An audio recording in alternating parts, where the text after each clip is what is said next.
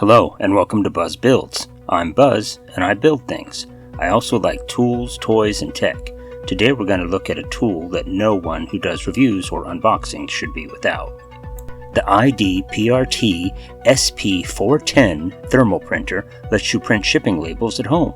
So let's tear into this box and see what we got. Upon opening the box, the first thing we find is the printer's manual and an installation CD. If your computer doesn't have a CD drive, that won't be of much use to you. There is also a setup instruction manual to get the unit up and running quickly. I was pleasantly surprised to discover that this printer came with a small stack of 4x6 blank labels to get you started. When you lift the printer out of the box, the provided cables are stuffed in the end of the packing material and will come out too.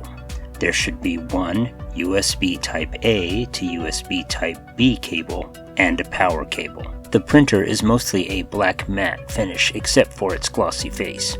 The only other distinguishing features on the exterior design is the feed button, which also serves as the unit's indicator light, and the IDPRT logo in the corner on the top. On both sides there is a sliding switch that allows you to open the top. The power switch is located on the back on the bottom left corner just above the power cord receptacle. On the bottom right corner there is a USB port to connect to your computer. You'll notice the unit already contains a sample shipping label.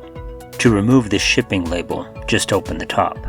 This will also expose the inner workings of the printer. This is a thermal printer, and the great thing about that is there is never any ink or toner to refill. Now that we have completely explored the unit, it's time to turn to those setup instructions. These will make this new printer very easy to set up. We'll start by connecting the power and turning the unit on.